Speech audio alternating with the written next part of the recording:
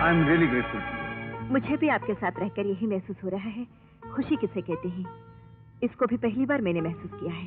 ना जाने इसका अंत क्या होगा। तुम अंत की चिंता मत करो संध्या। जिस इंसान को अंत का पता नहीं होता, उसी में मजा होता है। वो उम्मीदों पर जीता है।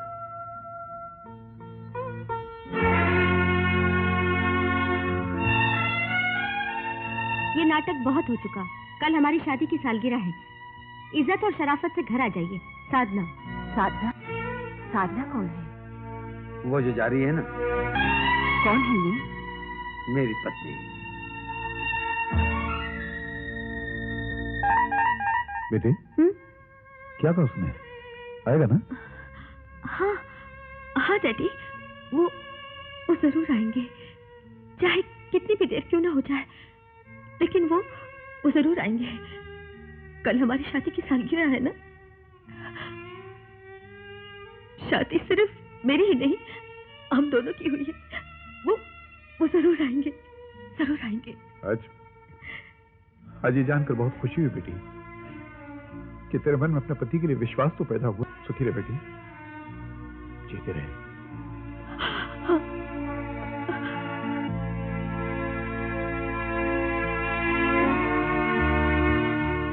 संध्या, मैंने तुमसे झूठ कहा था कि मेरी पत्नी नहीं है, लेकिन मेरा विश्वास करो, मैंने तुम्हें धोखा देने की गरज से नहीं कहा था। मेरी पत्नी ने कभी मेरी परवाह नहीं की, ऊपर से मेरा अपमान किया, जो मैं बर्दाश्त नहीं कर सका। ठीक है, ये झूठ आपने मुझसे इसलिए कहा कि आप अपनी पत्नी से निराश हो चुके थे, लेकिन दूसरा झूठ भी तो मुझसे बोला। वो किस लिए? दूसरा झूठ?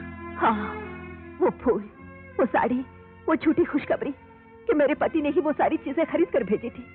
मेरे पति ने मेरे साथ दोबारा जीवन गुजारने का फैसला किया है। क्या ये झूठ नहीं था?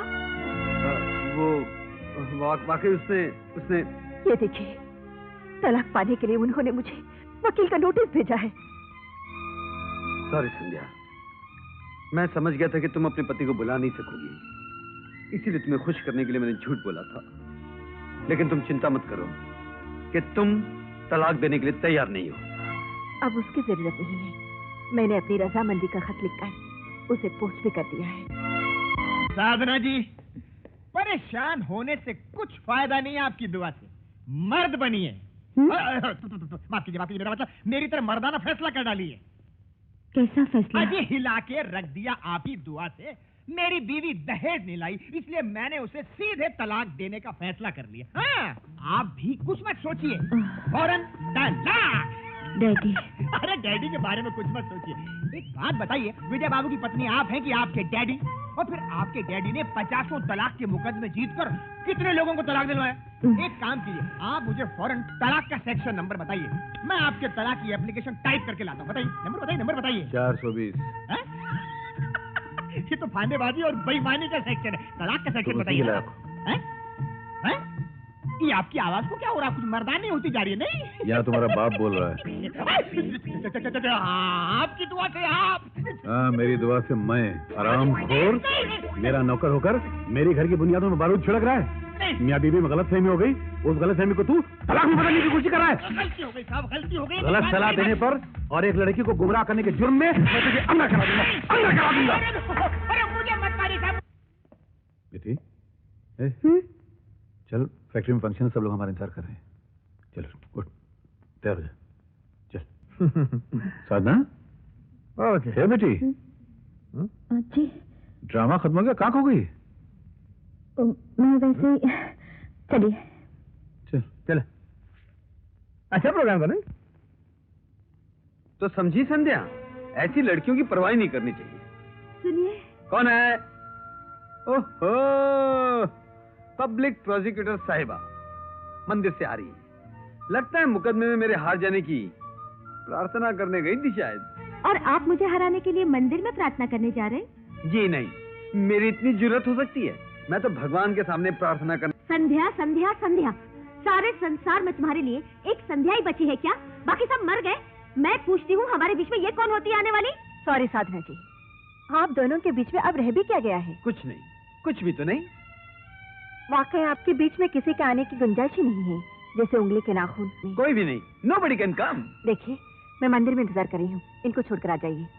Okay, wait for me. Please wait for me, संध्या। एक औरत के सामने इस तरह चीख चिल्लाकर बात करते हुए तुम्हें शर्म नहीं आती? ओहो, और पति की छोड़ी हुई एक पराई औरत के साथ गुल छर्रे उड़ाते हुए तुम्हें शर्म नहीं आती? पति की छोड़ी हुई औरत, जिस औरत ने पति को छोड़ा हो, अगर मैं उसके साथ घूमूं तो मेरी इज्जत बढ़ेगी ना? मैंने किसी को नहीं छोड़ा, आप ही ने सब कुछ छोड़कर मुझे अपने से दूर कर दिया। कल हमारी शादी की सालगिरह थी, क्या आपको याद नहीं था? छी छी छी छी छी, कौन याद रखेगा उस मनुष्य दिन को? मैं जा रहा हूँ। सुनिए,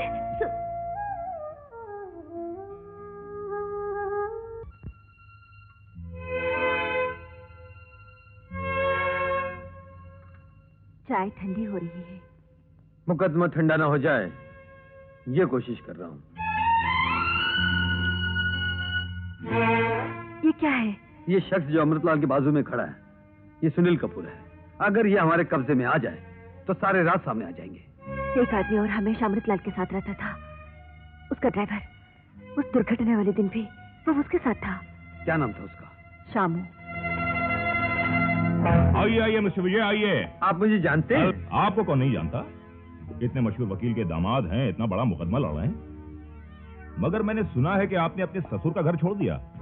आजकल आप कहाँ रह रहे हैं? हम मंदिर के पीछे स्वर्गीय सोमनाथ जी का पुराना जला हुआ मकान है ना, वही। इस मकान में? हाँ, आज से 15 साल पहले मंदिर में भगवान के जेवरात की जो चोरी हुई थी, उस चोरी पर आप कुछ रोशनी डाल सकते हैं? क्योंकि उस वक्त मंदिर के कर्ता धर्ताओं में से आप भी एक थे।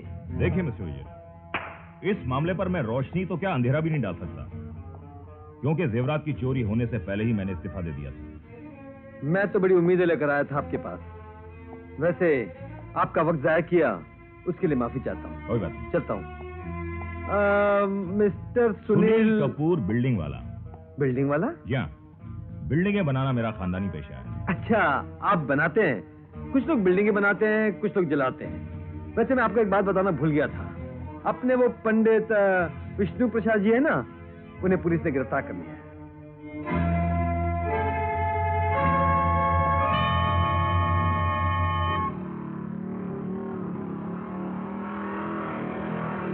शामू घर में है? जी नहीं है। आप सच कह रही हैं? हाँ भाई साहब, इसमें झूठ बोलने जैसा क्या है? सुनील कपूर का आदमी आया था, उनको अपने साथ ले गया। अब वो तेरे पर भी शक करेगा। तेरे को पुलिस ले जाएगी और मार मार कर तेरी बिल्डिंग गिरा देगी और तुझसे सच उगलवा लेगी। इसलिए जो मैं कहता हूं मेरी बात मान। ये ले रुपया और शहर के बाहर जो मेरा गेस्ट हाउस है वहां जाकर रहे। मगर मेरी बीवी? ओह, मेरा मतलब है उसकी देखभाल मैं करूंगा, तू जाना। अच्छा, चलता हूँ, नमस्ते। क्या रे, शामू कौन सी गाड़ी लेकर जा रहा है? वही साहब जिसमें बम रखा है। 20 किलोमीटर जाने के बाद ब्लास्ट हो जाएगी।